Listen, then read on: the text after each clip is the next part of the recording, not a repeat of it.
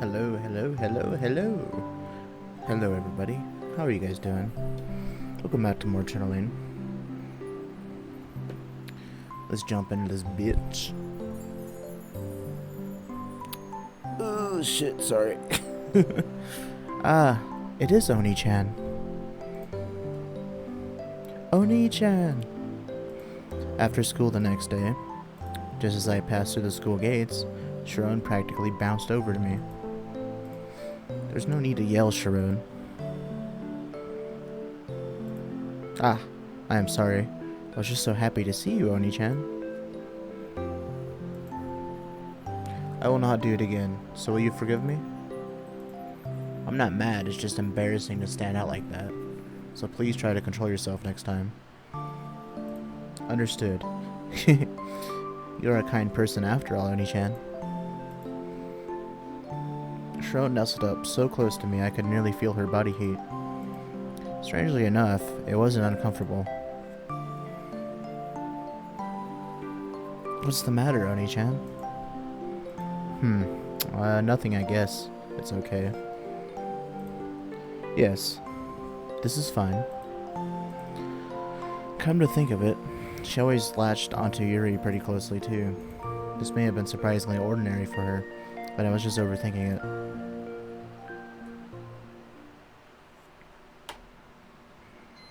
Yuri had missed class today, so Sharon and I needed to stop by her place on the way home to give her today's handouts. I knew Yuri had a chronic illness, so I was worried whenever she had these little episodes. Will Yuri-chan be alright? She seemed pretty healthy lately, but it is a little concerning. Yes. She had apparently been recruited to help Hanako-senpai around campus, so it had been a while since we had walked to school together. I hope she hadn't been overworking herself to the point it hindered her health. Damn. Oh, Shun and Sharon. Yuri-chan? Yuri peeked her head out of the house looking outwardly healthy. I'd say so. How are you feeling? Oh, I'm totally fine. I just felt a little sick this morning. In fact, I'm kinda glad that I got to skip class today. Gosh, you worried me, Yuri-chan. I wasn't sure how honest Yuri was being, but she was giving Sharon a rather soft stare. Here, the handouts we got today, plus copies of my notes. Bruh.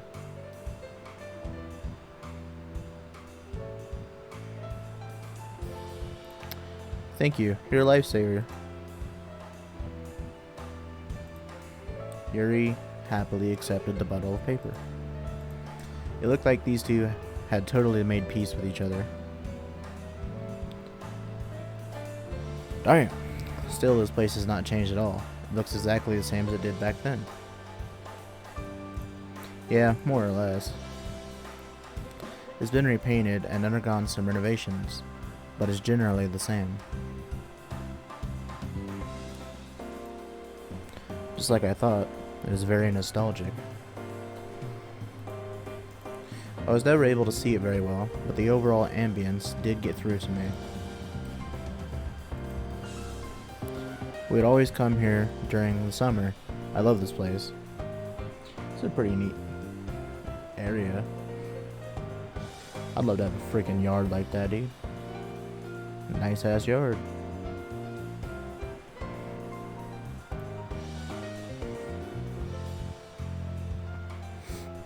It was a little worn down back then, but thanks all the same. I like my house quite a bit, so it makes me happy to hear you say that. We used to play with Sarah-chan a lot too. This place really was this massive. Shit. I guess recording is what makes me exhausted. I don't know why. Sharon closed her eyes and reminisced about the past. By the way, Sarah's not with you? Sarah had a meeting today and left early. Oh, I see. Did you want to see Sarah-chan as well? Huh? Not at all, really. I could see her at school, so she doesn't have to come all the way out here just for that. You do not have to say it that way. Maybe this is just Yuri's way of hiding her embarrassment. Yeah, it's getting windy, boys. It's gonna cool down this fucking room finally. Does that mean Yuri-chan likes Sarah-chan? Exactly.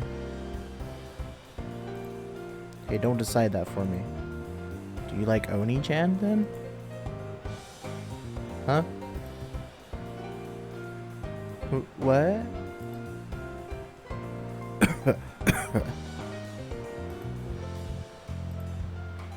Couldn't help but cough. Seriously, what the heck was Sharon saying? Am I wrong? Nipa. Of course you are. Right? Huh? Yeah. Totally. This conversation had taken such a drastic turn, I had trouble keeping up. Listen, Sharon. Human heart isn't capable of cleanly separating love from hate. Having vague, indescribable feelings is what it means to be human. I can understand that. I can understand that. However, androids cannot say things haphazardly. This is a conclusion I have reached based upon verifiable data. Hey, don't start saying inhuman things all of a sudden. It's scary. Love and hate. Human emotions are so complicated. My head feels like it is boiling. I am an android, so that cannot happen. Humans don't boil either. It's alright. Yeah.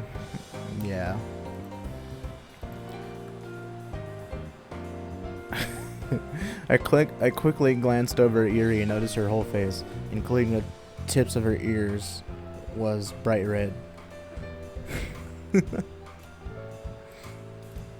Yuri? It looks like my fever came back a little. Are you alright? Please do not push yourself. Sorry, I'd better head back to my room. See you later. She gone.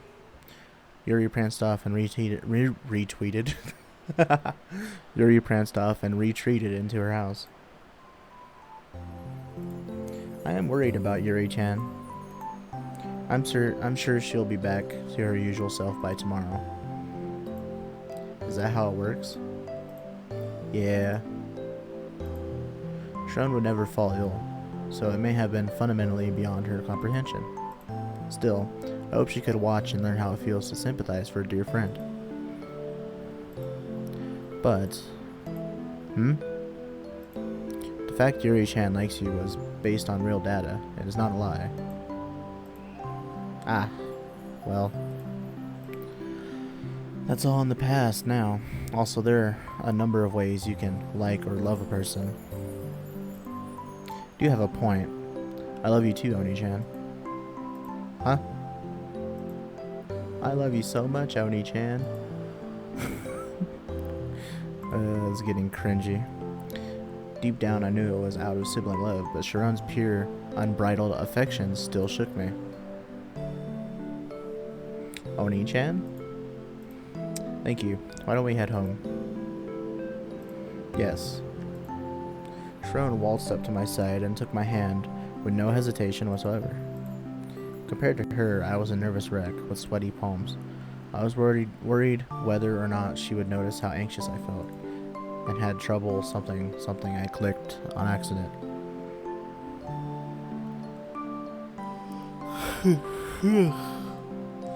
Maybe this game just makes me tired, I don't know, dude, like, honestly. Also, I think it was the return of the thanks bood.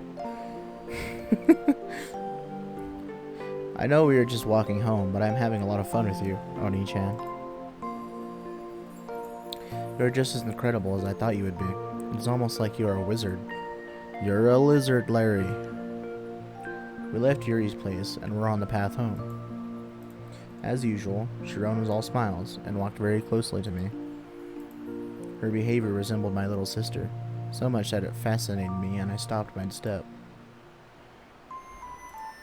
What is the matter, Oni-chan? You have a serious look on your face. Yeah, I was just thinking about our childhood. It's not far, but we're headed toward the beach. It was quite windy that day. Still, the image of that coastline would likely stay with me for as long as I lived.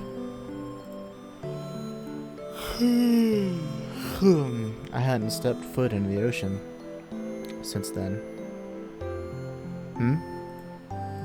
A curious look crossed Sharon's face, and she eyed me thoughtfully. She was probably wondering why I stopped walking so suddenly. We might be able to get a good view of the sunset at this hour. Yeah, maybe. Was this Sharon's roundabout way of being considerate toward me? It was almost eerie how human-like she was, to the point it gave me shivers. The way I was now, though, the degree of chill it brought was just about right. Say, Sharon, why don't we check out the ocean? The ocean? Despite being the one who made the suggestion, I wondered myself, why did I ask that? A smile peeked through my wry expression, and I was slightly irritated at myself for not being able to follow through on her reply. I had been thinking that I'd like to go there as well. Really? Okay, with that, let's strike while the iron is hot. Let's go, Oni-chan. Whoa! Sharon wrapped her supple hand around my own, and led me like so toward the ocean. My little sister never would have been able to do this, given her poor eyesight, but Sharon is fully capable. This really may have been a dream I'd always wished for, just like Mom said.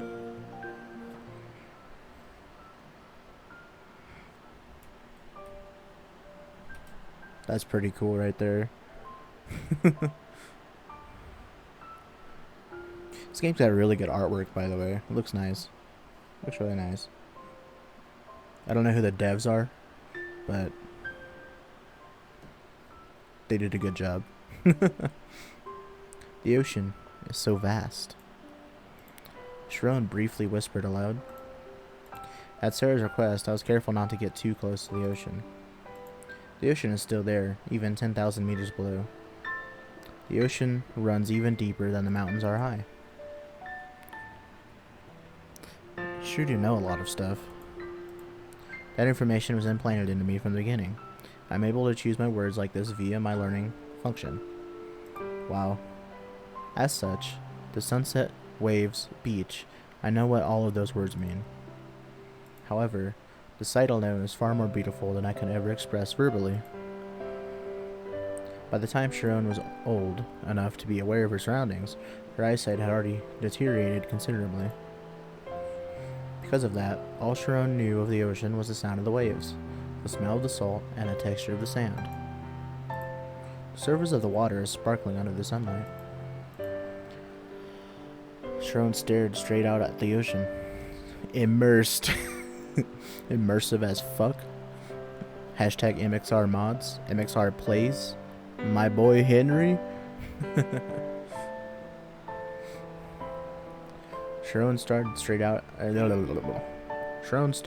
the ocean, immersed as fuck in sentimentality, as if she were the only one here.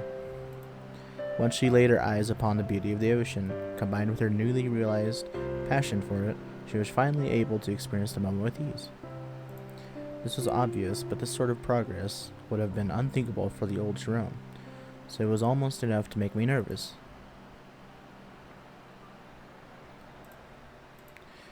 I'm surprised. Huh? I never thought there would be a day when you'd be all sentimental when looking out at the ocean. The ocean is only scary at night. It is calm and has a lethal beauty at dusk. I see. Personally speaking, I just can't seem to think of it as anything but a dangerous and scary place.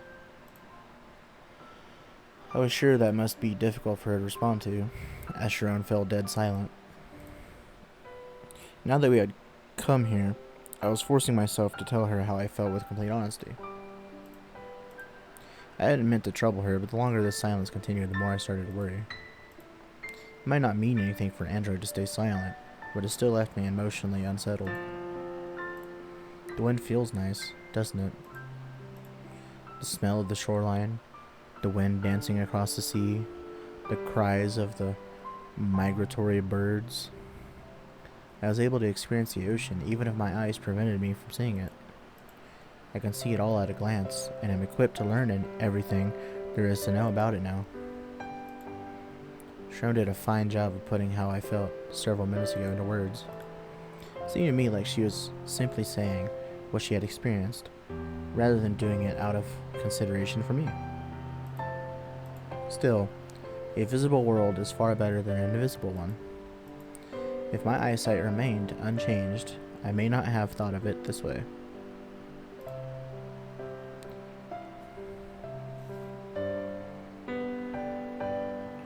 Now that I'm aware of the world around me, it makes all those days I spent unable to see them sad. Rap God. Makes all those days I spent unable to seem sad and kind of empty.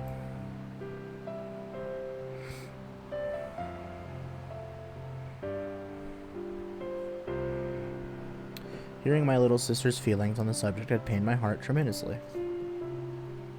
It made sense. It wasn't like Sharon felt ill because she wanted to.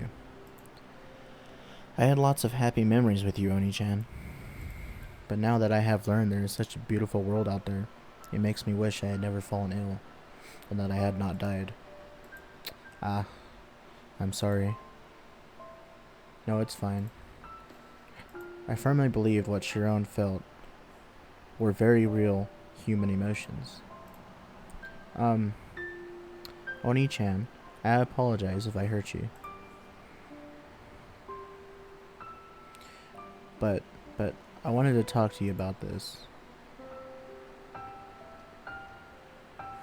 Me? Oni-chan, please follow me. And please keep your eyes closed. Huh? Alright, you're making us follow you with our eyes closed? This is kind of weird, but let's do it. A strange thought crossed my mind for a moment, but that couldn't be it. What is the matter? Oh, sorry. Continue.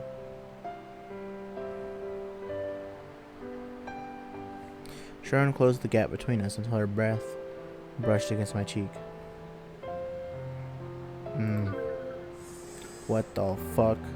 Funk.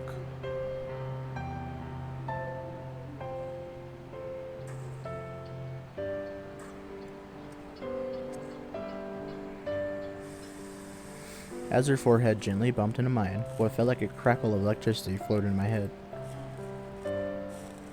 Are you alright? A faint light emerged before me the moment she spoke. What the hell?